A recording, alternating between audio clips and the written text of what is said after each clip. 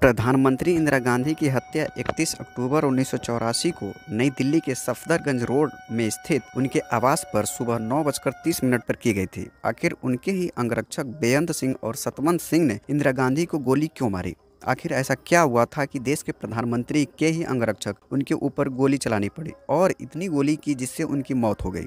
आखिर इसकी पृष्ठभूमि कैसे तैयार होती है, चलिए इस पर बात करते हैं। दरअसल पंजाब के अमृतसर में भारतीय सेना 3 से लेकर 6 जून 1984 को ऑपरेशन ब्लू स्टार चलाया गया और इस ऑपरेशन चलाने का मतलब था कि अमृतसर में स्थित हरिमंदिर साहिब परिसर को खालिस्तान समर्थक जनरल सिंह भिंडरावाले और उनके समर्थक से मुक्त कराने के लिए चलाया गया अभियान था। ऐसा सरकार द्वारा माना जा रहा था कि पंजाब में भिंडरावाले के नेतृत्व में अलगाववादी ताकतें सशक्त हो रही थीं, जिन्हें पाकिस्तान से समर्थन मिल रहा था। और 3 जून को भारतीय सेना ने अमृतसर में पहुंचकर स्वर्ण मंदिर को घेर लिया और शाम तक पूरे शहर में कर्फ्यू लगा दिया।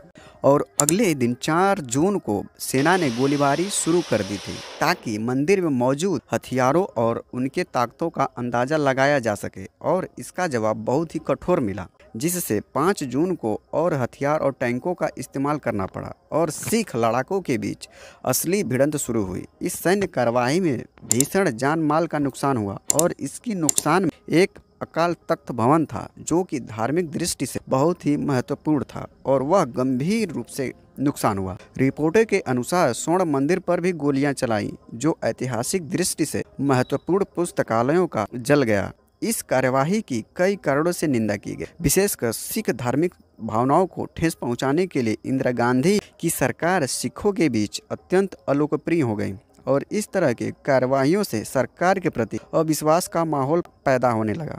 स्वर्ण मंदिर पर हमला करने को बहुत से सिखों ने अपने धर्म पर हमला करने के समान माना एवं कई प्रमुख सिखों ने या तो अपने पद से इस्तीफा दे दिया या फिर विरोध में सरकार द्वारा दिए गए सम्मान को लौटा दिया। और ये था सब कहानी। आखिर वो दिन आ ही गया। 31 अक्टूबर 1984 को 9:30 पर बेअंत सिंह ने अपनी रिवॉल्वर से उनके पेट में 3 गोलियां चलाई और जमीन पर जा गिरने के बाद सतवंत ने अपनी स्टार्लिंग सब मशीन गन से 30 राउंड फायर किए और फायर करने के बाद दोनों व्यक्तियों ने अपने हथियार नीचे फेंक दिए और बेअंत ने कहा, मुझे जो करना था मैंने कर दिया है, तुम वही करो जो तुम करना चाहते हो। अगले 6 मिनट में सीमा पुलिस अधिकारी तरसेम सिंह जामवाल और राम सरन ने बेअंत को पकड़ लिया और मार डाला, जबकि सतवंत को और उसके साथी कहर सिंह को 1989 में फांसी दे दी गई। और उस समय चल रहे दूरदर्शन पर इंदिरा गांधी की मौत हो जाने के